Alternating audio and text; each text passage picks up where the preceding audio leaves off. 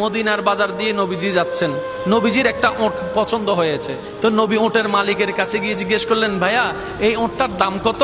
ওই দামাদামি হলো, নবী সে দামে কিনতে রাজি হলেন, কিন্তু নবীর কাছে তখন অর্থ ছিল না। তখন নবীজি ওনাকে বললেন, আপনি আমাকে ওটটা দেন, আমি এখনই গিয়ে আপনার সেই প্রাপ্যটা পাঠিয়ে দিচ্ছি। ওটের মালিক ওনাকে ওটটা দিয়ে দিলেন। আশেপাশে যারা ওটের মালিক ছিল সবাই জিজ্ঞেস করতেছে, এই পাগলা, তুমি কি যাকে ওট দিয়েছো তাকে চিনো? বলে যে না। নাম জানো? বলে যে না।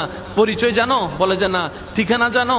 না। তো তুমি যে ওটটা দিয়ে দিলা, উনি যদি ওটার টাকাটা না ফাটায় তখন তো তুমি লসের মধ্যে চলে যাবা। সে ওটের মালিক বলে, এত সুন্দর নুরানি চেহারাওয়ালা কখনো বাটপার হতে পারে না, কখনো চিটার হতে পারে না, কখনো মিথ্যুক হতে পারে না। ওনার চেহারা দেখেই তো আমি ওট বিক্রি করার আগে মনটাই বিক্রি করে দিয়েছি, মনটাই বিক্রি করে দিয়েছি, মনটাই বিক্রি করে দিয়েছি। তোমরা যাই বলো, আমার মন বলে উনি আসবেই আসবে, টাকাটা পাঠাবে পাঠাবে।